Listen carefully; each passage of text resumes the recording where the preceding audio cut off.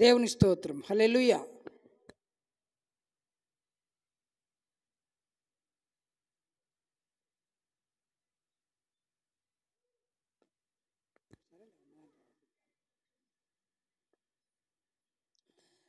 పరిశుద్ధ బైబిల్ గ్రంథంలో నుండి సంఖ్యాకాండము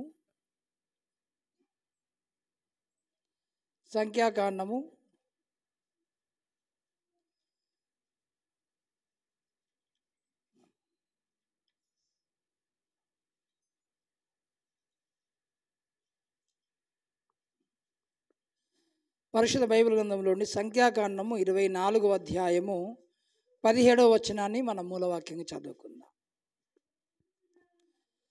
ఆయనను చూచుచున్నాను గాని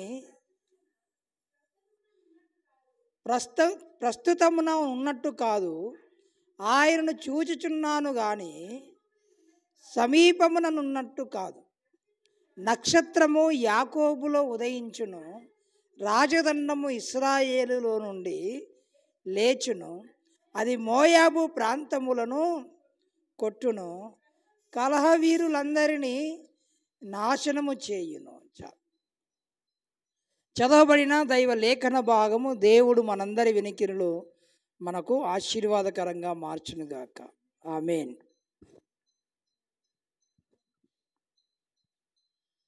ప్రభువునందు నాకు అత్యంత ప్రియమైన దేవుని బిడ్డలారా, మనము ప్రపంచవ్యాప్తంగా క్రిస్మస్ మహోత్సవాన్ని జరుపుకునే మాసములు అడుగుపెట్టాము. అంత మాత్రమే కాదు, దేవుడి మహాకృపను బట్టి ఈ యొక్క ఇంగ్లీష్ సంవత్సరం యొక్క 11 మాసాలు మన మీద క్షేమముగా దాటిపోజేసిన దేవాది దేవునికి మహిమ కలుగునుగాక. ఆమేన్. ఈ 11 నెలలు దేవుడు ఎన్నో గొప్ప కార్యాలను మనకు చేశాడు, ఎన్నో ఆశ్చర్య కార్యాలను మనకు జరిగించాడు. అద్భుత రీతిగా మనల్ని కాచి కాపాడి ఆత్మీయంగా దేవుడు మనల్ని ఎంతగానో అభివృద్ధి చెందించాడు. దేవునికి మహిమ కలుగునుగాక. ఆమేన్. ఈ యొక్క డిసెంబర్ మాసము అంతా కూడా అందరము క్రిస్మస్ మహోత్సవాలను, తర్వాత క్యారల్స్ చేస్తూ ఉంటాం. క్రిస్మస్లో మనకు తేటగా కనబడే వ్యక్తులు, లేకపోతే ఆ వస్తువులు, ఆ పరిస్థితులు ఏమేమి ఉంటాయి క్రిస్మస్లో. సహజంగా ఈ క్రిస్మస్ సందేశము చెప్పుకునే సందర్భంలో తప్పనిసరిగా మరికొన్ని విషయాలను జ్ఞాపకం చేసుకుంటూ ఉంటారు. ఏమేమి ఉంటాయి క్రిస్మస్లో? కేక్స్ ఉంటాయి. Very good. ఎవరు చెప్పుకునేది వాళ్ళు చెప్పుకుంటారు. నెక్స్ట్ ఇంకా lightings. Very good. Christmas tree. Very good. Balloons, cakes, candles. Very good. ఎవరు చెప్పింది? Very good, very good. ఇంకా very nice. Carols. Very good. సున్నాలేసుడు. రైట్. అంటే ఇంటి క్రిస్మస్. పండి క్రిస్మస్. Very good. ఇంకా ఒంటి క్రిస్మస్. ఎవరన్నారు? ఉన్నాడా సంతోషం? లేడా? తండ్రులు ఉంటే జర యాది చేసినట్టు అన్నట్టు. క్రిస్మస్ వచ్చింది, జర మమ్మల్ని జర పట్టించుకోవాలని. హల్లెలూయా. చిన్నగా ఉన్నప్పుడు క్రిస్మస్ వచ్చిందంటే సార్ కొత్త బట్టల కొరకు ఎదురు చూసేది. మా అమ్మ నాయన కొత్త బట్టలు కొనిస్తారని. వాళ్ళు షాపుకి తీసుకెళ్ళి బట్టలు తీసుకొని టైలర్ షాప్లో ఇచ్చి, ఆ టైలర్ అయిన కుట్టి చేతిలో పెట్టేదాకా టెన్షనే ఉండేది. కొన్నిసార్లు పండుగ రోజే వచ్చేది అన్నట్టుగా. వచ్చినాకనే ఆనందం వచ్చేది నాకు. అప్పటిదాకా నువ్వు ఎంత పెద్ద వాక్యం చెప్పినా నాకు ఆనందం ఉండేది కాదు. ఎందుకంటే ఒంటి క్రిస్మస్ అది. హల్లెలూయా. క్రిస్మస్ వచ్చిందంటే మంచి తినుబండారాలు. ఇంకా క్రిస్మస్లో ఇంకేమేమి ఉంటాయి? ఏమేమి ఉంటాయి? సన్నివేశాలు, వస్తువులు, వ్యక్తులు, ఇంకా ఏమేమి ఉంటాయి? Santa Claus. ఓకే. చుట్టాలు వస్తారు. Very good. Inviting friends. నాన్న డ్యాన్సులు వెరీ గుడ్. ఎవరి ఈవెంట్స్ వాళ్ళు చెప్పుకుంటారు. రైట్. Skits very good. ఇంకా కంఠద వాక్యాలు, ఇంకే very good. Songs very good. క్రొత్త క్రిస్మస్ పాటలతోనే గొప్ప సందడి జరుగుతుంది. ఇంకా నేను ఇక్కడ అడుగు పెడుతున్నా, నాన్నగారు మొత్తం ఉర్రుగా ఇస్తాడు పాట, అక్కో అక్కో మన యేసు పుట్టిన అక్కో అని. ఇంకా బహుమతులు వెరీ గుడ్. ఇంకేమేమి ఉంటాయి క్రిస్మస్లో?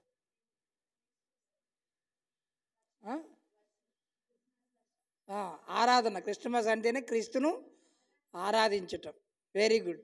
స్తుతులు పాడాలి, ఆయనను కీర్తించాలి, కొనియాడాలి. కొనియాడ తరమే నిన్ను కోమల హృదయ, కొనియాడ తరమే నిన్ను అంటూ ఆయనకు స్తుతిగానాలు, ఆరాధనలు చేస్తాం మనం. Very good. ఇంకా వెరీ గుడ్. సువార్త ప్రకటన చాలా సంతోషం.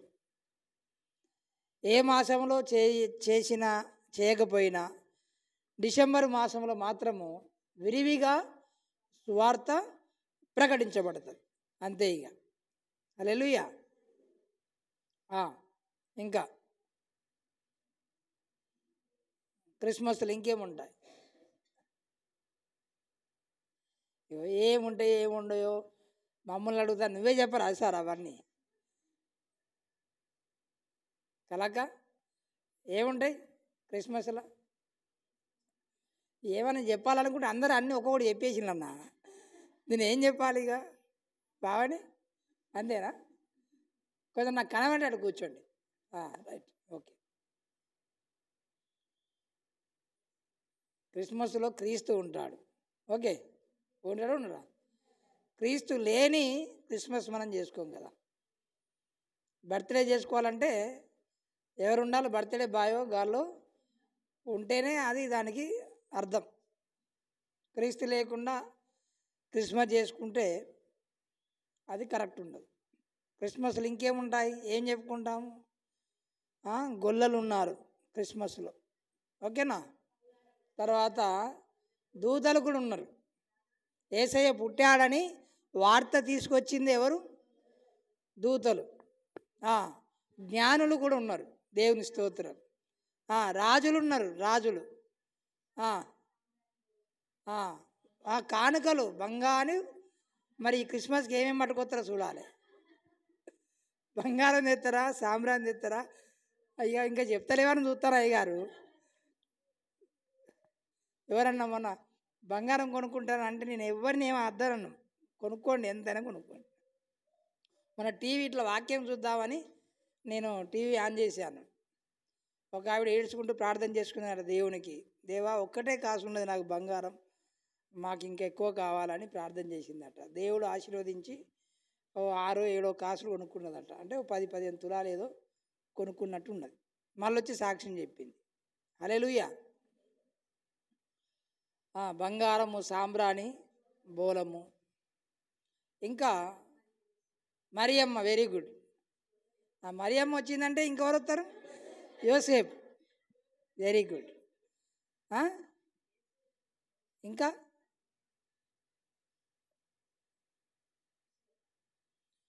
యేసు ప్రభు పుట్టిందంటే గిట్టనే వ్యక్తులు కూడా వస్తారు. ఈయన పుట్టకపోతే బాగుండరా అని అనుకున్నాడు. ఒకవేళ పుట్టిన ఎడియేసైనా సంహరించాలని అనుకున్నాడు. క్రిస్మస్ అంటే మనకి ఇంకోటి గుర్తొచ్చేది, పశువుల పాక. హల్లెలూయా. ఎందుకంటే సత్రములో వారికి స్థలము లేనందున పశువుల తొట్టిలో ఆ శిశువును పరుండబెట్టారు. హల్లెలూయా. క్రిస్మస్లో ఇవన్నీ మనకు కనబడుతుంటాయి. ఇవి చెప్పుకోకుండా, వీటిని గురించి మాట్లాడకుండా మనం క్రిస్మస్ సందేశం చెప్పుకోవడం అంటూ అసంభవం. చదువుకున్న మూలవాక్యంలో ఒక ప్రవచనం కనబడుతుంది. నక్షత్రము యాకోబులో ఉదయించును. నక్షత్రము యాకోబులో ఉదయించును.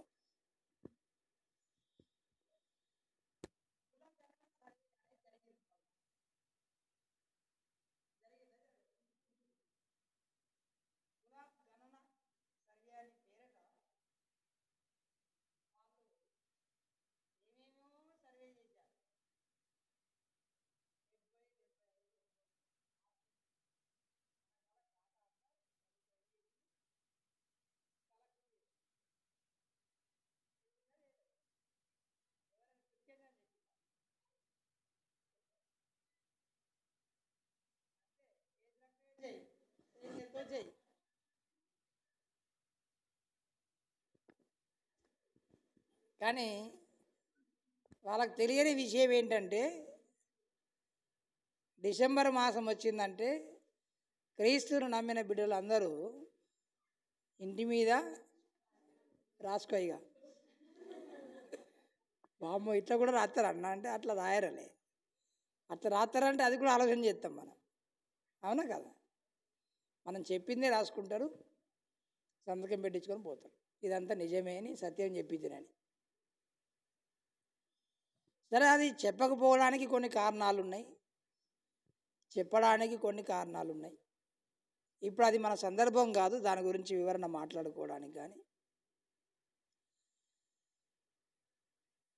ఎంత నామకార్థ క్రైస్తవుడైనా సరే క్రిస్మస్ సీజన్ వచ్చిందంటే తప్పనిసరిగా ఇంటి మీద స్టార్ అనేది కలిగి ఉంటాడు. కొన్ని స్టార్లు ఉన్నాయి, మెగా,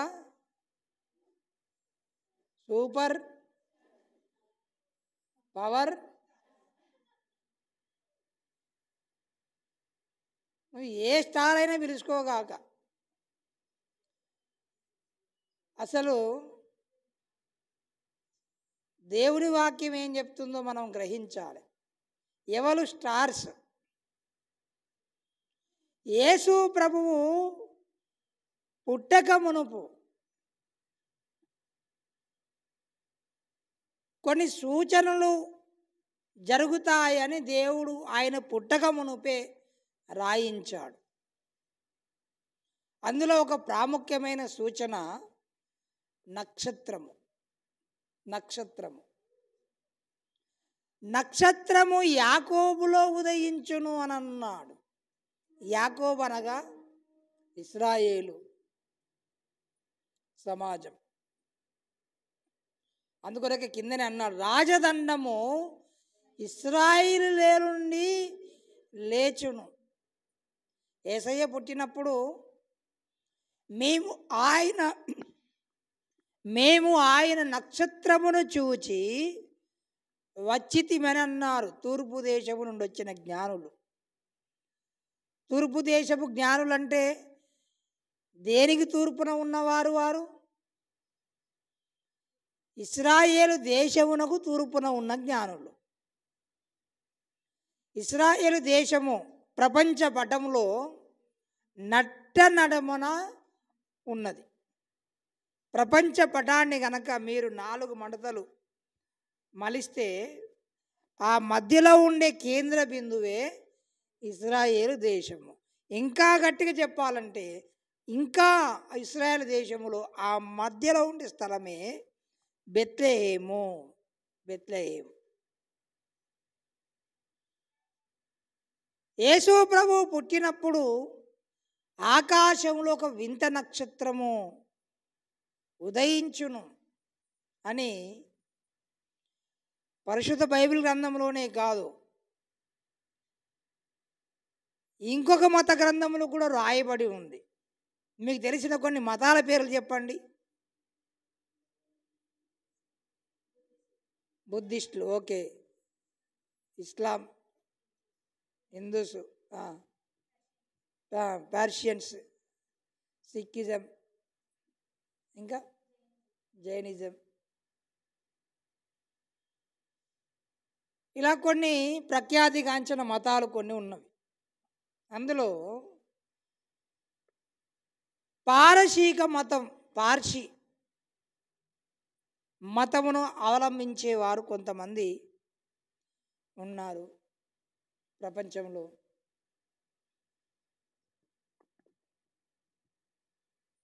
వారు ఇరాన్ దేశస్థులు. ఇరాన్కు మరొక పేరే పారసీక, పర్షియన్స్ అని అంటారు.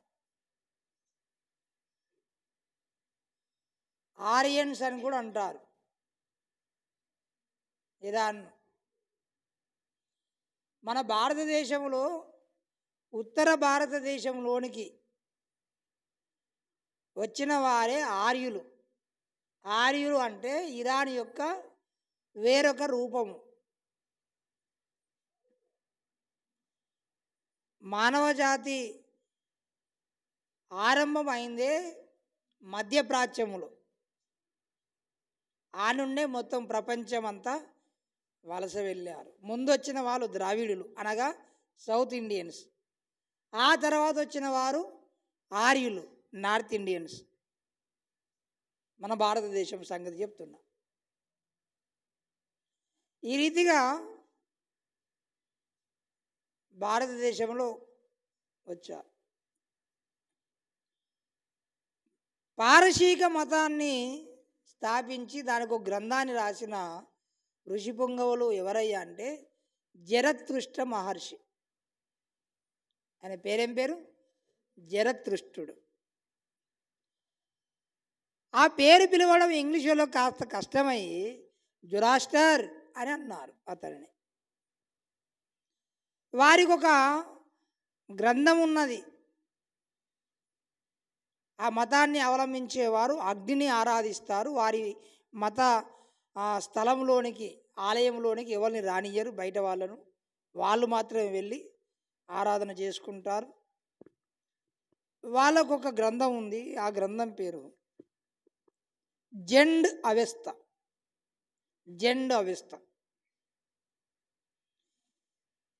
ఈ జెండ్ అవెస్త గ్రంథంలో జొరాస్టర్ అనేట ఆయన యేసు ప్రభు పుట్టక మునుపే 300 సంవత్సరాల క్రితము లోకరక్షకుడు ఈ భూమి మీద పుట్టినప్పుడు ఆకాశంలో మీద ఒక వింత నక్షత్రాన్ని చూస్తారని రాసి పెట్టి చనిపోయారు. ఆ తర్వాత ఆయన శిష్యులు ఆ గ్రంథాన్ని చదవడము, ఆకాశంలో రోజు పరిశీలన చేయడము. ఆ రీతిగా 100 ఏళ్ళు గడుస్తున్నవి. 300 ఏళ్ళు గడిచాయి. ఒకానొక సమయం వచ్చింది, ఆకాశంలో ఒక వింత నక్షత్రం వారికి కనబడింది. ఆ నక్షత్రం కనబడగానే వారికి అర్థమైంది, లోకరక్షకుడు పుట్టి ఉన్నాడు, యూదుల రాజు పుట్టినాడు అనేది వారికి అర్థమయ్యి ఆ నక్షత్రము వారికి దారి చూపించిన ప్రకారముగా వారు ప్రయాణం చేస్తూ దాదాపు 1.5 సంవత్సరం ఇంచుమించు ప్రయాణం చేసి యెరూషలేము దాకా వచ్చారు. యూదుల రాజుగా పుట్టినాడు కదా, కాబట్టి రాజగృహంలోనో రాజకోటలోనే పుట్టి ఉంటాడని ఆ ఊరికి వచ్చినాక వీరు సొంత తెలివితో ఆలోచన చేసి రాజుగారి దగ్గరికి వెళ్ళి అడిగారు. హేరోదు రాజు దగ్గరికి, రాజా, మేము తూర్పు దేశపు జ్ఞానులము, యూదుల రాజుగా పుట్టినవాడు ఎక్కడున్నాడు అని వారు అడిగారు. యూదుల రాజుగా పుట్టినవాడేమిటి? నేనే దేశాన్ని రాజునైతే ఒకవేళ పుడితే నాకు తెలవాలి కదా. అలాంటి విశేషమేమీ మా గృహంలో ఏం లేదు కదా అని కాస్త కలవరపడ్డాడు. ఆ మాట విన్న తర్వాత యెరూషలేము ప్రజలు కూడా కలవరపడ్డారంట. ప్రజలందరూ కలవరపడ్డారంట. హేరోదు రాజుకు ఒక విషయము తన మనోఫలకముల మీద ఐడియా వచ్చింది. ఏమని ఐడియా వచ్చిందంటే, క్రీస్తు ఎక్కడ పుట్టునని గ్రంథములు చెబుతున్నాయో వెతకండి అని చెప్పి రాజ్యములోని శాస్త్రులను అందరిని ఆయన పిలువనింపించాడు. మత్తయి సువార్త 2వ అధ్యాయము 1 వచనాల నుండి చదవండి.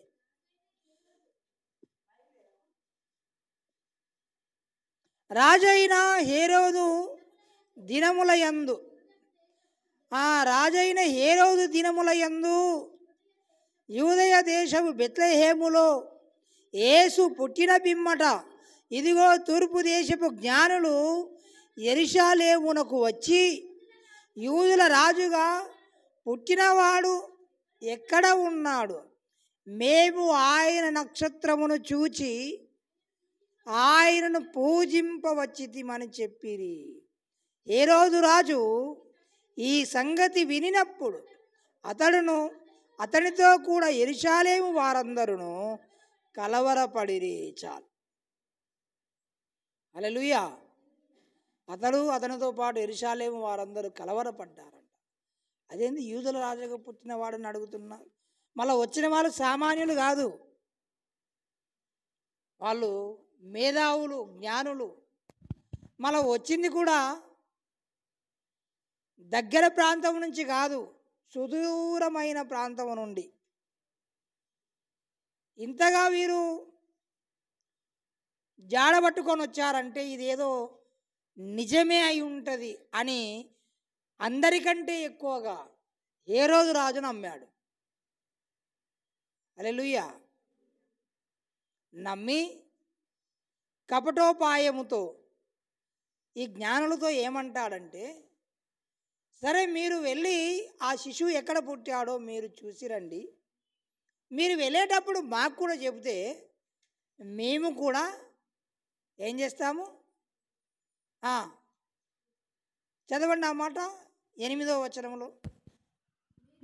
మీరు వెళ్ళి ఆ శిశువు విషయమై జాగ్రత్తగా విచారించి తెలుసుకొనగానే నేను వచ్చి ఆయనను పూజించున్నట్లు నాకు వర్తమానము తెండని చెప్పి వారిని బెత్లెహేమునకు పంపెను. ఏం చేస్తాడట? పూజ చేస్తాడట. ఏం చేస్తాడట? పూజ చేసే ఆలోచనతోనే చెప్పిండా? ఒకవేళ పూజ చేసే ఆలోచనతో చెప్పుంటే దేవుని దూత జ్ఞానులకు మీరు ఎట్లయితే వచ్చారో అట్లా వెళ్ళొద్దు అని వేరే దారిని ఎందుకు పంపిస్తుంది?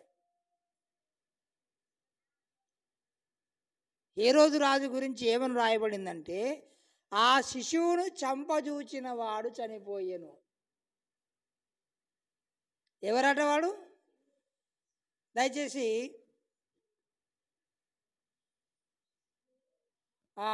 ఇదే 2వ అధ్యాయము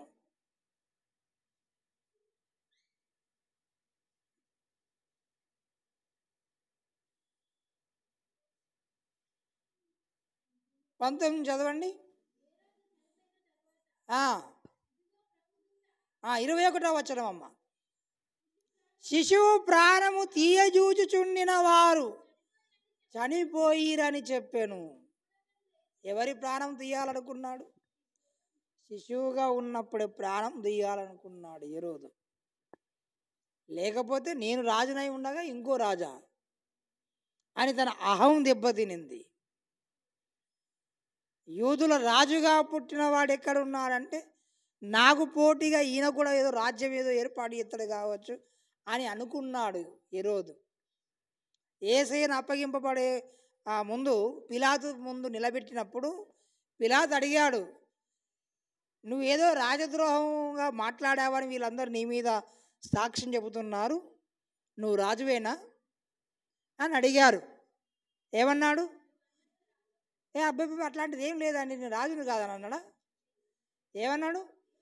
నీవన్నట్టు నేను రాజునే. హల్లెలూయా. పక్కన వాళ్ళందరూ శంకలు కొద్దుకున్నారు. చూసినావా సార్, మేమేం చెప్పినాం అందరం? రాజద్రోహం, రాజ విరోధంగా మాట్లాడాలని చెప్తున్నామా లేదా అని సంబరపడే లోపల మళ్ళీ నీళ్ళు పోసినాడు వాళ్ళ మీద. నీవన్నట్టు నేను రాజునే కానీ నా రాజ్యం ఈ లోక సంబంధమైనది కాదు. హల్లెలూయా. ఆయన రాజును చేయాలని ప్రయత్నం చేశారు, ఒప్పుకున్నాడు ఆయన.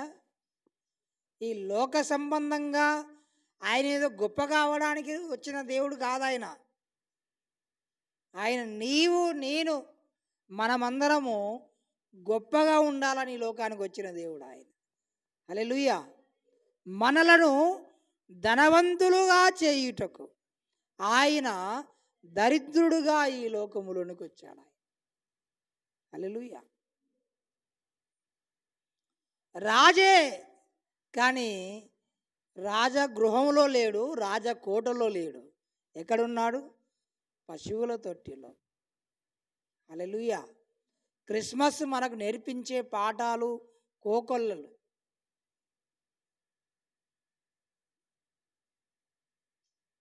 సందర్భము కొన్ని రోజులే మనం చెప్పుకుంటాం కావచ్చు, కానీ సందేశము జీవితకాలం చెప్పుకున్న తరగనంత విస్తారమైన సందేశం క్రిస్మస్లో దాగి ఉంది. హల్లెలూయా.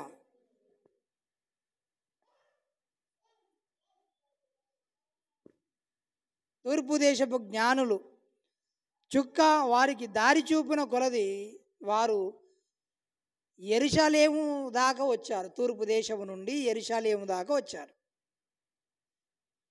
ఆడిదాకా వచ్చినాక సొంత తెలివి ఉపయోగించారు.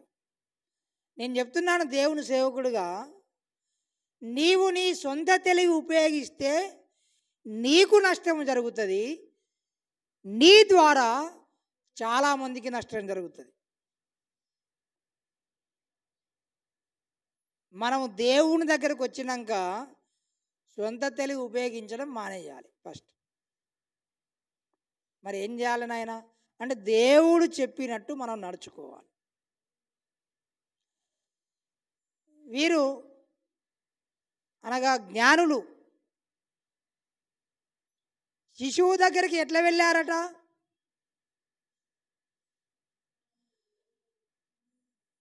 నక్షత్రము వారికి దారి చూపింది, వారికి ముందుగా నడిచిందట.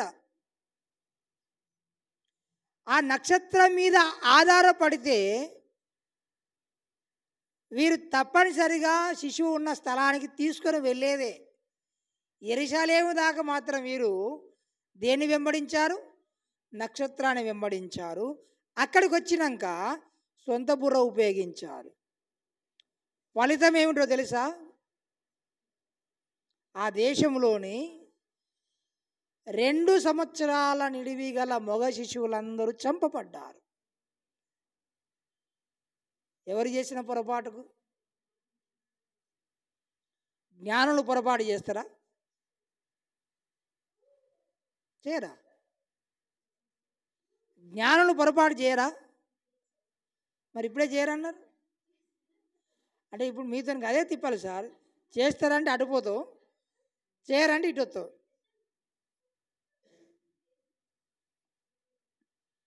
జ్ఞానులు పొరపాటు చేయ.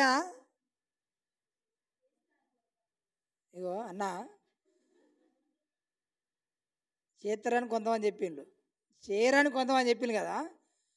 మనం వాళ్ళకంటే జ్ఞానులం, ఏం చెప్పకుండా ఉండాలి అని కొంతమంది అనుకుంటారు. ఏమంటారు? వాళ్ళకంటే జ్ఞానులు కదా. అందుకొరకు జ్ఞాని అయిన వాడు మౌనముగా ఉండునని ఉన్నది. అందుకొరకు మేము జ్ఞానులు కావాలని మీరు మౌనంగా ఉంటున్నారా? జ్ఞానులు పొరపాటు చేస్తారా? చేయరా? జ్ఞానం ఉన్న వాళ్ళు పొరపాటు చేస్తారా?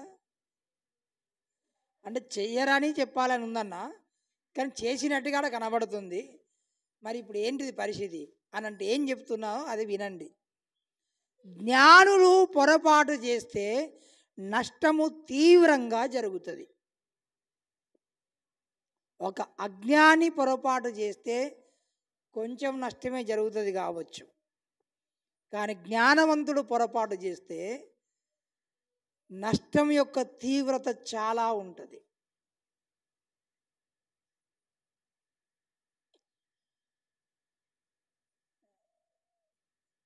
ఈ గన్స్ ఇవన్నీ ఒక సూత్రం మీద తయారు చేశారు వాటన్నిటిని.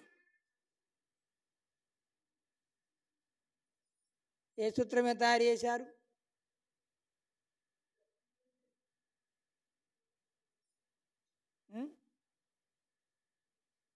అత్యంత వేగముగా వెళ్ళి విస్ఫోటనము చేసే శక్తిని కనుక్కున్న ఆ పరికరాలను కనుక్కున్నారు ఒక సూత్రం మీద ఆధారపడి. కనుక్కోవడం జ్ఞానమే, కానీ అది కనుక్కున్నప్పుడే అది కనుక్కున్న వాళ్ళు ఏడ్చారు చాలా. ఎందుకంటే ఈ టెక్నాలజీ కనుక ఒక చెడు చేసేవాని చేతులకు వెళితే నష్టం యొక్క తీవ్రత చాలా అవుతుంది. మీకు తెలుస్తలేదు, ఇప్పటికీ ప్రపంచ దేశాలన్నీ గడగడ వణికిపోతున్నాయి. ఎందుకొరకు? ఎప్పుడు ఎవడు ఎక్కడ నుండి ఎలాంటి ఆయుధాలను ప్రయోగిస్తాడో తెలియదు. ప్రతి దేశము తమ రక్షణ కొరకే అని అంటూ అవసరానికి మించి ఆయుధాలను సమకూర్చుకుంటున్నారు. ఇక వీళ్ళతోని మనం గెలవలేము అని అనుకున్నప్పుడు ఆడిపోని మనం పోని అని ఆఖరికి అనుప్రయోగాలు చేసుకున్నా ఆశ్చర్యం లేదు అన్నంతగా. ఇప్పటి వరకు భూమి మీద ఉన్న ఆయుధాలను ఉపయోగిస్తే మన భూగోళాన్ని ఇప్పటికే కొన్ని వేల సార్లు కథం చేయొచ్చు అన్నట్టు. వేల సార్లు అంత ఆయుధ సామాగ్రిని సమకూర్చి పెట్టుకున్నారు. ఎంత ప్రమాదంలో ఉన్నామో ఆలోచన చేయండి. ఎందుకు చెప్తున్నా? ఒక జ్ఞానవంతుడు పొరపాటు చేస్తే వాడికి నష్టం జరగచ్చు, ఇతరులకు నష్టం జరగచ్చు. నష్టం యొక్క తీవ్రత మాత్రం ఇంకా ఎక్కువగా ఉండొచ్చు. కనుక జ్ఞానే, కానీ నువ్వు జ్ఞానివైనా సరే నీ సొంత తెలివి మీద ఆధారపడద్దు. నాకు బాగా తెలుసు అంటే అది బయట కావచ్చు. అది ఇక్కడికి వచ్చిన తర్వాత ఈయననే జ్ఞాని. ఎవరు? యేసయ్యనే జ్ఞానం. ఆయనను మించిన జ్ఞానం ఇంకేమీ లేదు. జ్ఞానమునకు ఆధారభూతుడు, జ్ఞానమని పిలువబడిన నామధేయము కలిగిన వాడు ఆయన. క్రీస్తు మన విమోచనము మాత్రమే కాదు, ఆయన మనకు జ్ఞానమై కూడా ఉన్నాడు అని అన్నాడు పౌలు గారు. కనుక జ్ఞానులు ఆ చుక్కను చూసినంత వరకు మాత్రము, నక్షత్రాన్ని చూసినంత వరకు మాత్రము సరిగానే నడిచారు, కానీ సొంత తెలివిని ఉపయోగించిన తర్వాత మొత్తం ఆగమైపోయింది. చాలామంది మరి దేశంలో మగ శిశువులు చనిపోవడానికి వాళ్ళ పొరపాటు కారణమైపోయింది. ప్రియ దేవుని బిడ్డలారా, ఆ తర్వాత మరలా రాజుగారి దగ్గర అలా వాళ్ళ గృహంలో ఏమి లేదని తెలుసుకున్నాక వీళ్ళు మళ్ళీ బయటకు వచ్చి నక్షత్రము నడుస్తూ వెళ్తుంటే వారికి ముందుగా వీరు నక్షత్రాన్ని వెంబడించుకుంటూ వెళితే ఆ శిశువు ఉండిన చోటకు వెళ్ళి నిలబడ్డదట నక్షత్రం. హల్లెలూయా. ఆ నక్షత్రము ఎక్కడికి దారి చూపించి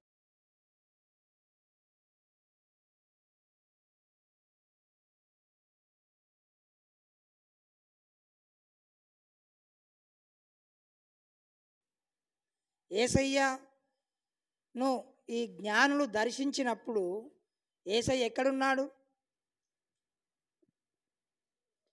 ఎక్కడున్నాడు? జ్ఞానులు యేసయ్య దగ్గరికి వచ్చేటప్పటికి యేసయ్య ఏడున్నాడు? పశువుల తొట్టిలో లేడు. ఎక్కలేడు. ఎందుకంటే వీళ్ళు నక్షత్రాన్ని చూడగానే రక్షకుడు పుట్టాడన్న గ్రహింపుతో వీరు ప్రయాణం చేసి దూర దేశము నుండి అక్కడికి చేరుకునేసరికి దాదాపు సంవత్సరంన్నర పట్టిద్దట. హేరోదు రాజు వారు వచ్చిన కాలమును బట్టి అనే మాట ఉపయోగించాడు అక్కడ. 6వ వచనం చదవండి, 2వ అధ్యాయము 6. అంతటా హేరోదు ఆ జ్ఞానులను రహస్యముగా పిలిపించి ఆ నక్షత్రము కనబడిన కాలము వారి చేత పరిష్కారముగా తెలుసుకొని, సార్ చెప్పండి, ఆ నక్షత్రం ఎప్పుడు మీకు కనబడింది అంటే ఇన్ని మాసం ఇన్ని రోజులు అవుతుందని వాళ్ళు చెప్పారు. చెప్తే దాన్ని లెక్క చేసి ఈయన ఒక నిర్ణయం తీసుకున్నాడు. ఏమని? 2 సంవత్సరాల నిడివి గల లోపట ఉన్న మగ శిశువులను అందరినీ చంపిది. గొల్లలు వచ్చేసరికి మాత్రము యేసయ్య పొత్తిగుడ్డలతోనే చుట్టబడి ఉన్నాడు. కానీ జ్ఞానులు వచ్చేసరికి యేసయ్య పశువుల తొట్టిలో లేడు, పొత్తిగుడ్డలతో చుట్టబడి లేడు. ఆయన బుడి బుడి అడుగులు వేస్తూ నడుస్తున్నాడు ఆయన. హల్లెలూయా. ఎందుకంటే దాదాపు సంవత్సరం 2 సంవత్సరాల లోపట కాలమైంది. ప్రియ దేవుని బిడ్డలారా, వీళ్ళట ఆ శిశువును చూచి, దయచేసి చదవండి 10వ వచనము 9 నుంచి చదవండి. వారు రాజు మాట విని బయలుదేరిపోవచ్చుండగా ఇదిగో తూర్పు దేశమున వారు చూచిన నక్షత్రము ఆ శిశువు ఉండిన చోటికి మీదుగా వచ్చి నిలుచు వరకు వారికి ముందుగా నడిచెను. వారు ఆ నక్షత్రమును చూసి అత్యానందభరితులై ఇంటిలోనికి వచ్చి తల్లి అయిన మరియను ఆ శిశువును చూచి సాగిలపడి ఆయనను పూజించి, చాలు. ఎవరెవరిని చూశారట వారు? తల్లి అయిన మరియను ఆ శిశువును చూశారు. కానీ ఎవరికి పూజ చేశారు? ఆయనకు. హల్లెలూయా. తల్లికి పూజించలేదు వాళ్ళు. ఎవరిని పూజించారు? ఆయనను పూజించారు.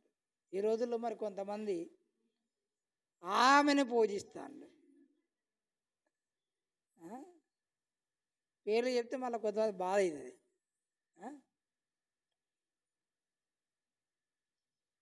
ఆయనను పూజించిరని ఉంది. అంటే దేవుడు ఆమెను ధన్యురాలిగా అభివర్ణించాడు తప్ప దేవతగా ఎక్కడ కూడా అభివర్ణించలేదు. ఒక ఆమె గట్టిగా అరిచింది, బాబా ఈయన జ్ఞానం ఏంది, ఈయన చతురత ఏంది అసలు అని చెప్పేసి గట్టిగా ఏమన్నదంటే, నిన్ను మోసిన గర్భము, నీవు కుడిచిన స్తనములు ధన్యములైనవని అనిన్నట. లూకాసు వార్త 11వ అధ్యాయము 27వ వచనము. ఆయన ఈ మాటలు చెప్పుచుండగా ఆ సమూహములో ఉన్న ఒక స్త్రీ ఆయనను చూచి, నిన్ను మోసిన గర్భమును నీవు కుడిచిన స్తనములను ధన్యములైనవి అని కేకలు వేసి చెప్పగా ఆయన అవును అని అన్నాడా కాదన్నాడా? అవును. హల్లెలూయా. ధన్యురాలని చెప్పాడు యేసయ్య కూడా మరియమ్మను గురించి. నిజమే, ఆమె చాలా ధన్యురాలు. ఎంతోమంది ఎదురు చూసినా యేసయ్య మాత్రము కన్య మేరీ గర్భాన ఈ లోకానికి వచ్చాడు. హల్లెలూయా. కనుక ఆమె ధన్యురాలే. యేసయ్యను మోసిన గర్భము, యేసయ్యకు పాలిచ్చి పెంచారు ఆ తల్లి ధన్యురాలు అనేసి చెప్పారు. కానీ దేవుని వాక్యము విని దానిని గైకొను వారు మరీ ధన్యులని చెప్పాను. హల్లెలూయా. ఇక్కడ ఆప్షన్ ఉంది ఇంకోటి.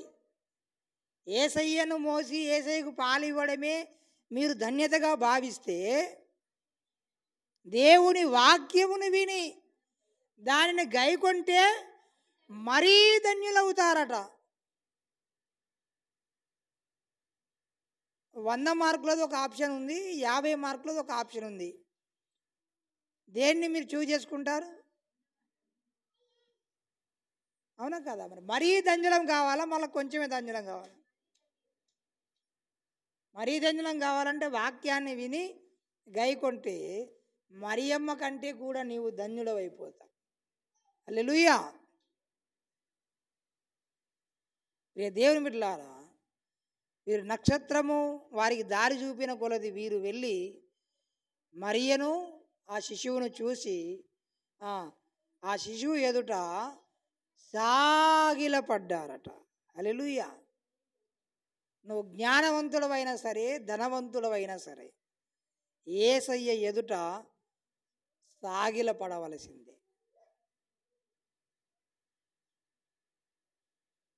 నువ్వు మేధావి కావచ్చు, జ్ఞానవంతులు కావచ్చు, నువ్వు ఏ ఇష్టమైనా కావచ్చు, యేసయ్య ఎదుట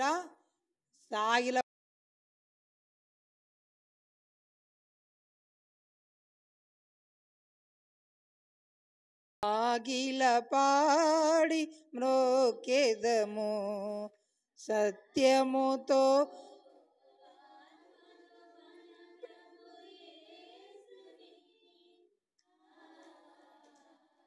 సాగిలా పాడి మ్రోకేదము. హల్లెలూయా.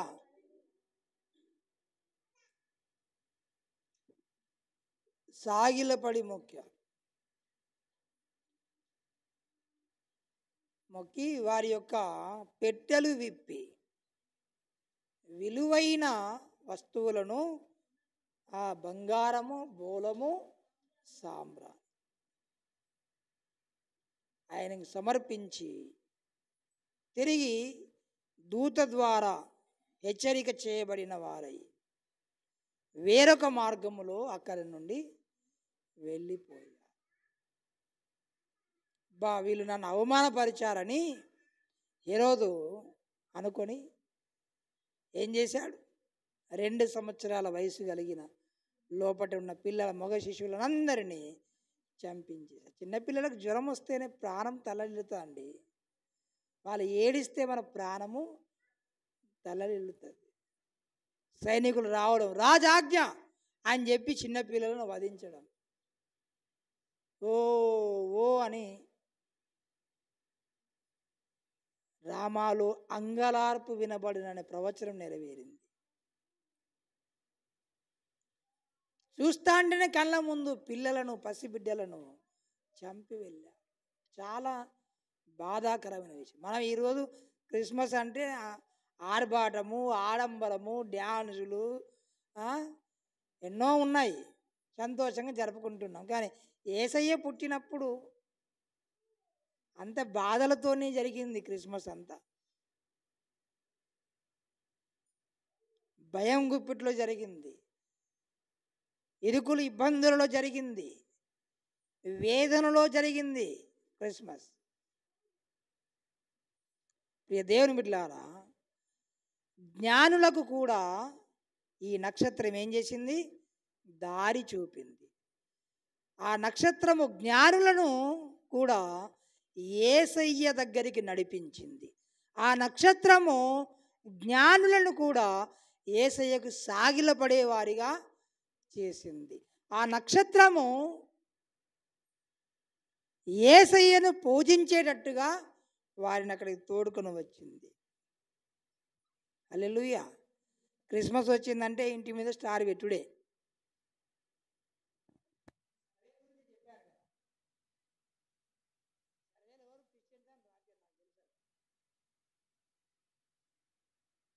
ఎందుకు రాపారో నాకు తెలియదు, కానీ చాలా మంది ఎందుకు రాపారో నాకు తెలుసు. హల్లెలూయా.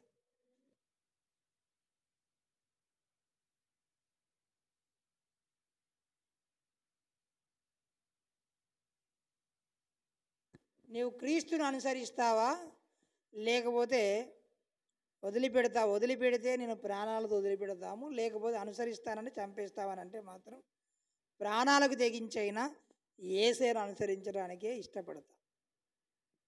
అసలు శిష్యులైన క్రైస్తవులందరూ ఏం చేస్తారు? అలాంటి పరిస్థితి వచ్చిన రోజున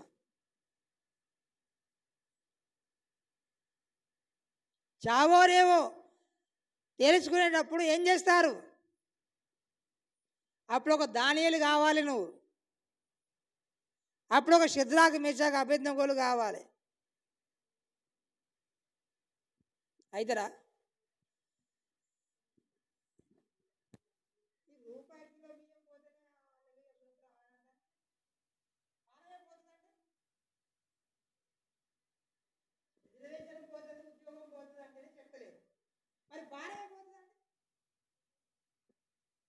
ఆయన ఎవరు నాకు తెలియదు అని పేతురు అన్నాడు. ఏమన్నాడు? తెలియదు నాకు ఎవరు తెలియదు ఆయన. నువ్వు ఆయన శిష్యులలో ఒకడివి కదా, నాకు తెలియదు అవతోడు అయ్యతోడు అని ఏం చేసిండు? మధ్యలో ఆలనేసిండు మళ్ళా, ఆ తోడు ఈ తోడు అని. మాట్లాడేది సరళంగా మాట్లాడరాదు. ఆ తోడు ఈ తోడు ఎందుకు? పెరుగుతోడు పాలతోడు మాట్లాడదు. అవునంటే అవును, అట్లా మాట్లాడాలి. అవునంటే అవును, కాదంటే కాదని మాట్లాడితే అన్నా అది చాలా ఇబ్బంది. అంటే జ్ఞానంగా మాట్లాడాలి. జ్ఞానవంతురాలు ఏం చేస్తుందట? గుణవతి అయిన భార్య లక్షణాలు. ఆమె జ్ఞానము కలిగి నోరు తెరిచుండు. వట్టిగానే నోరు ఉన్నది కంటే పింత పెద్దగా తెరవద్దు. ఏం చేయాలి? జ్ఞానము కలిగి నోరు తెరవాలి. అజ్ఞానంగా నోరు తెరితేమా ఏమవుతుంది? అజ్ఞానంగా నోరు తెరితే ఏమవుతుందో నాకంటే ఎక్కువ పెద్దలు అనుభవజ్ఞులు మీ అందరికీ తెలుసు. హల్లెలూయా. ఏమంటారు అంకుల్? అవునా కదా? హల్లెలూయా. నువ్వు ఇంటి మీద స్టార్ పెడితే వద్దనేది లేదు. హల్లెలూయా. పేద స్టార్ పెట్టేయండి, మన ఎవరు అనేటోడు కూడా లేడు. ఏమంటారు? ఒకవేళ మీకు ఓపిక ఉండి వీలైతే నా ఇంటి మీద కూడా స్టార్ పెట్టిండు ఒకటి, నేను కూడా హ్యాపీగా ఫీల్ అవుతా. చాలా సంతోషం.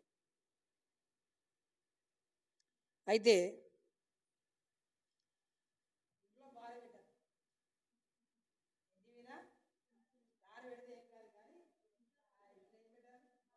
ఎందుకు చెప్పారంటే గతంలో ఎన్నోసార్లు మీ దృష్టికి చెప్పా. పాస్టర్ గారు కనబడితే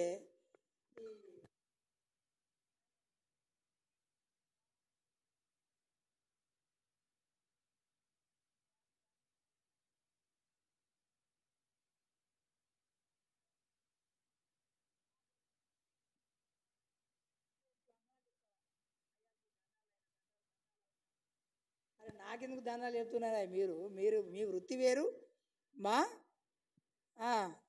వృత్తి వేరు, మా ప్రొఫెషన్ వేరు, మీ ప్రొఫెషన్ వేరు. నాకు మీరు దండాలు ఎందుకు చెప్తానంటే, సార్ ఆ రోజు ఎక్కువ పోతాను సార్ మాకని అన్నారు. హల్లెలూయా. అందుకొరకే మీకు కూడా అంటే మీ మీద చెప్తలేమారా అని అంటారు. హల్లెలూయా. ఏ రోజు ఎక్కువ అమ్ముడు పోతాడ? ఆ రోజే. ఏ రోజు? అట్లా ఇంటి మీద స్టార్ పెట్టండి, చాలా పెద్దది. మౌన సందేశం, మేము క్రీస్తు నెరిగిన బిడ్డలమని. నేను కూడా సిద్ధం చేస్తాను ఏదో ఒకటి. ఇంత రామలంగుడు గారు ఫస్ట్ వచ్చిందంటే సార్, డిసెంబర్ 1 వచ్చిందంటే మొత్తం లైటింగ్స్, డెకరేషన్స్, ఆయన ఆర్భాటం ఉండేది కాదు, మామూలుగా ఉండేది కాదు. రేకులు ఉన్నప్పుడే బాగా చేసిండు. ఇప్పుడు స్లాబ్ అయినాక ఆమెనన్నాడు. హల్లెలూయా. నువ్వు ఇంటి మీద స్టార్ పెడతావో పెట్టవో అది వేరే సంగతి, కానీ నీవు దేవుని కొరకు ఒక స్టార్ కావాలని దేవుడు కోరుకుంటాను. హల్లెలూయా. నీవే ఒక స్టార్ కావాలి. ఆ మెగా ఇప్పటిదాకా చెప్పుకున్న ఆ సూపరు, ఆ పవరు, అవన్నీ ఒట్టి, అవి ఒట్టి స్టార్లు. అవి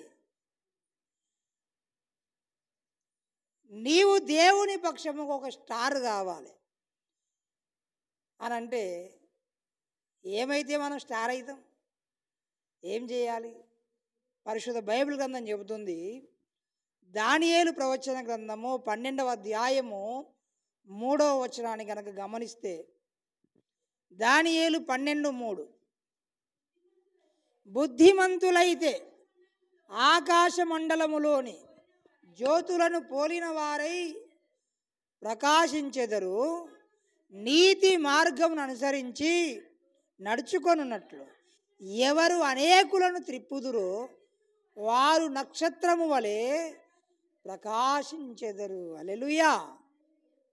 నీతి మార్గమును అనుసరించున్నట్లు ఎవరు అనేకులను త్రిప్పుదురో వారు నక్షత్రము వలె ప్రకాశించెదరు, నిరంతరము ప్రకాశించెదరు. ఎవరిని నక్షత్రాలు అంటున్నాడు దేవుడు? అనేకులను దేవుని యుద్ధకు నడిపించు వారిని. పరిశుద్ధ బైబిల్ గ్రంథంలో జ్ఞానులు ఏమన్నారంటే, మేము ఆయన నక్షత్రమును చూచి ఆయనను పూజింపవచ్చితిమి. ఎవరి నక్షత్రమట?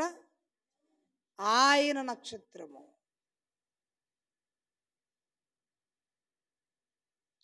నీవు దేవుని నక్షత్రముగా నీవు ఉండాలి. మనము దేవుని నక్షత్రాలు కావాలి.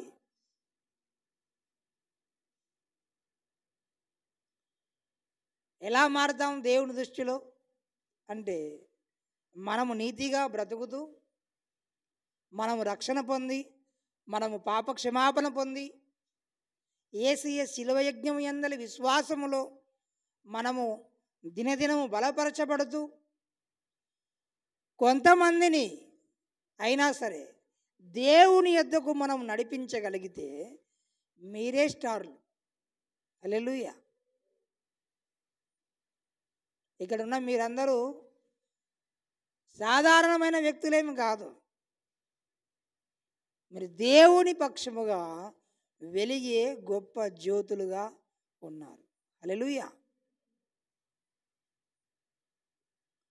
జ్యోతులమం కాదా?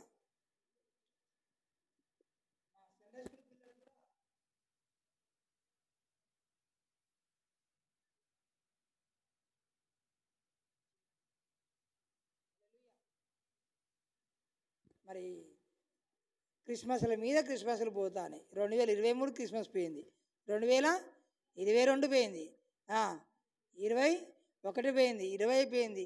ఇట్లా యేసయ్య పుట్టిన కాంచి 2023 సంవత్సరాలు పోయినాయి. సరే, మనం పుట్టిన కానించి 40 క్రిస్మస్లు పోయినాయి, లేదా 50 క్రిస్మస్లు పోయినాయో, లేదా 30 క్రిస్మస్లు పోయినాయో, లేదా 10 క్రిస్మస్లు పోయినాయో. నాకు తెలిసి అయితే అందరు సీనియర్సే, అందరు డబల్ డిజిట్ క్రిస్మస్లు చేసుకున్న వాళ్ళే, ఒక నవ్యమ్మ తప్ప. అంతేనా? నవ్యమ్మ సింగిల్ డిజిట్ క్రిస్మస్ చేసుకున్నది ఆమె. అంటే 10 ఏళ్ళు అయిందమ్మా మీకు పెళ్ళై? అది సంగతి. మిగతా అందరం కూడా 10 ఏళ్ళ క్రిస్మస్లు చూసిన వాళ్ళము, 20 ఏళ్ళ క్రిస్మస్లు చూసిన వాళ్ళము. 10 మందిని దేవుని దగ్గర నడిపించినావా? 20 మందిని నడిపించినావా? 50 మందిని నడిపించినావా? ఎంతమంది నడిపించుంటారు? ఆలోచన చేస్తానులా.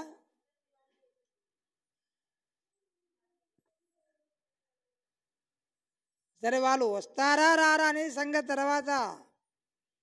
దేవుని పక్షముగా మనం ఈ లోకములో జ్యోతుల వలె ప్రకాశించవలసిన బాధ్యత మన మీద ఉంది. పగటి సంబంధులమై దేవుని పక్షముగా మనము వెలగాలి. చీకటిలో ఉన్నవారు అనేకులు గొప్ప వెలుగును చూచిరి అని అన్నాడు. మనల్ని చూసి చాలామంది పాపము విడిచిపెట్టి రావాలి, నీతిగా బ్రతకడం నేర్చుకోవాలి, సత్యములోనికి రావాలి, రక్షణలోనికి రావాలి. ఎవరు అనేకులను త్రిప్పుదురో వారు ఆకాశ మందలి నక్షత్రముల వలె నిరంతరము ప్రకాశించెదరునన్నాడు. ఫిలిప్పీలకు రాసిన పత్రిక, ఇక్కడ ఒక సంఘం ఉండింది. ఆ సంఘాన్ని గురించి ఏమని చెబుతున్నాడు చూడండి పౌలు గారు. ఫిలిప్పీలకు రాసిన పత్రిక 2వ అధ్యాయము 14 నుంచి చదవండి. మీరు మూర్ఖమైన వక్రజనము మధ్య నిరపరాధులను, నిష్కలంకులను, అనంజులనైన దేవుని కుమారులగునట్లు తనుగులను, సంశయములను ఏం చేయాలో మాని సమస్త కార్యములను చేయుడి. అట్టి జనము మధ్యను మీరు జీవవాక్యము చేత పట్టుకొని లోకమందు జ్యోతుల వలె కనబడుచున్నారు.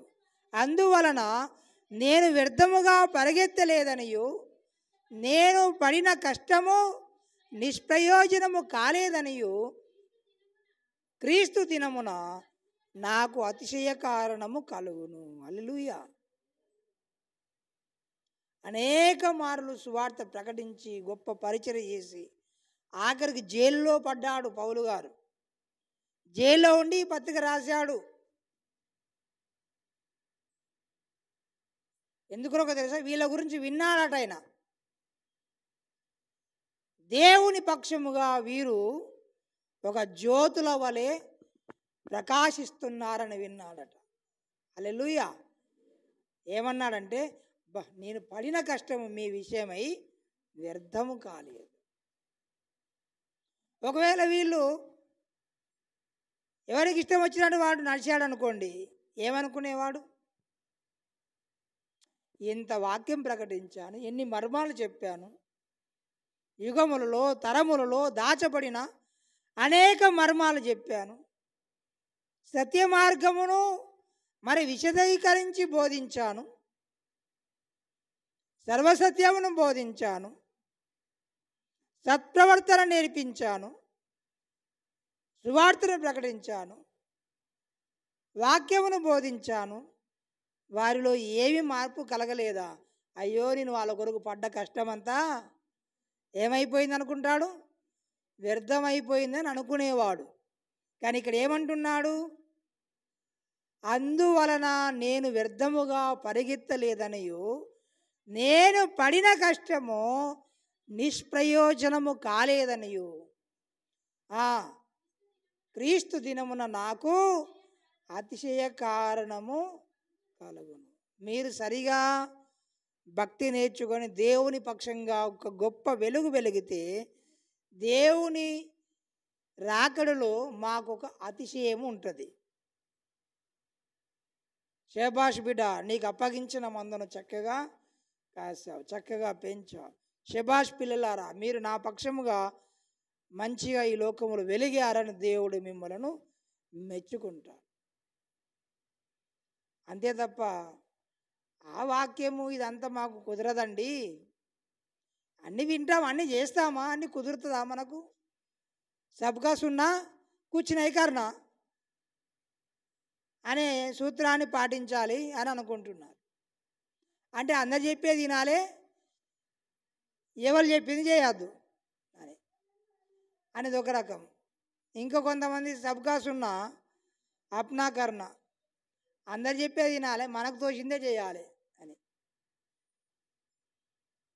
దేవుని బిడ్డలారా, మనము దేవుని పక్షముగా ప్రకాశించే గొప్ప నక్షత్రాల వలె మారాలి అంటే మనము నీతిగా జీవించాలి. హల్లెలూయా. మనము దేవునిలో వెలుగు వెలగాలి. రెండవది, ఈ వెలుగులోనికి కొంతమందిని మనము నడిపించాలి. ఆఖరికి ఒక హెచ్చరిక చెప్పి మానేస్తాను ఇక నేను. ఏమిటంటే, నీవు ఒక నక్షత్రముగా మారావనుకో, ఒక నక్షత్రముగా ఆ స్థాయిలోనికి ఎదిగావు అంటే నీలో ఏమేమి ఉన్నాయి? నీతి ప్రవర్తన ఉంది, భక్తి జీవితం ఉంది, అనేకులను దేవుని వైపుకు నడిపించే సామర్థ్యం ఉంది, అనేకులను దేవునిలో నిలబెట్టే సందేశం ఉంది, నీ దగ్గర చూసి కొంతమంది నేర్చుకునే సత్ప్రవర్తన ఉంది, అంటే దేవుని దృష్టిలో నువ్వు ఒక ఏమై ఉన్నావు? నక్షత్రం. ఒప్పుకుంటున్నారా అందరూ? ఒప్పుకుంటున్నారా? ఇప్పుడు ఏమై ఉన్నారు? రైట్, వెరీ గుడ్, సంతోషం. అయితే ఆ స్థాయిలోనికి ఎదిగిన తర్వాత కూడా మనము పడిపోమని గ్యారెంటీ లేదని చెప్తున్నాను. అది యెషయా గ్రంథము 14వ అధ్యాయము 12వ వచనంలో దేవుని వాక్యం ఈ రీతిగా సెలవిస్తుంది. తేజో నక్షత్రమా, వేకువ చుక్క, నీవు ఎలాగూ పడితీవి, నీవెట్లు ఆకాశము నుండి పడితే, అంటే ఆకాశం అంత ఎత్తెదిగింది కానీ ఏమైంది? పడిపోయింది. అంటే నువ్వు నక్షత్ర సమానంగా వెలిగినా కూడా నీవు పడిపోవు అనే గ్యారెంటీ ఏమి లేదు. ఎన్నో క్రిస్మస్లు వస్తానే, ఎన్నో క్రిస్మస్లు పోతానే మన మీద, కానీ అంతకంతకు మనలో వెలుగు ప్రజ్వరిల్లుతుందా, సన్నగిల్లుతుందా? అనేకులను దేవుని యొద్దకు నడిపించే వారముగా ఉన్నామా? ఆ నక్షత్రము జ్ఞానులకు కూడా ఏం చేసిందట? రక్షకుని యొద్దకు దారి చూపించింది. మనం దారి చూపించాలి, దారి తప్పించద్దండోయి. కొంతమంది తెలియకపోయినా అడ్రస్ చెప్తారు, తెలియకపోతే ఏం చేయాలి? తెలియదని చెప్పాలి,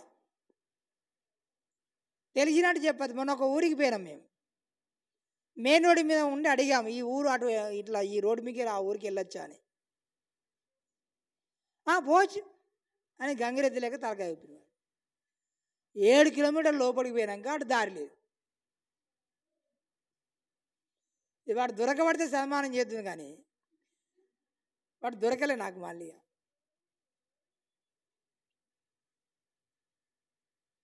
మళ్ళా చుట్టూ తిరిగి అడుక్కుంటా ఆ గ్రామానికి చేరుకున్నా. దారిని చూపించే వారముగా ఉండాలి.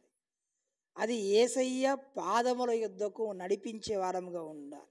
యేసయ్యను మనము మొరకాలి, అనేకులు మొరకేటట్టుగా చేయాలి. అది నక్షత్రం యొక్క లక్షణాలు. అనేకులను దేవుని యొద్దకు నడిపించే స్థానంలోనికి నువ్వు ఎదిగిన తర్వాత నీవు పడిపోలేవు అనే గ్యారెంటీ ఏమి లేదు కనుక జాగ్రత్త కలిగి నడుచుకోవాలి. అది హల్లెలూయా.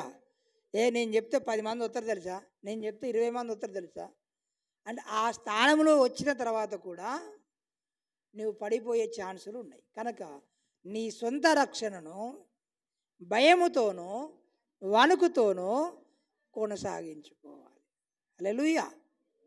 కనుక ఈ క్రిస్మస్ మాస ఆరంభంలోనే దేవుడు తన లేఖనాల ద్వారా మనకు ప్రేమపూర్వకమైన హెచ్చరిక చేస్తున్నాడు, మనం ఒక నక్షత్రంలాగా మారాలి అని. హల్లెలూయా. నక్షత్రం స్థాయిలోనికి ఎదిగినా కూడా మనము జాగ్రత్త కలిగి వినయ భయభక్తులు కలిగే నడవాలని చెబుతున్నాం.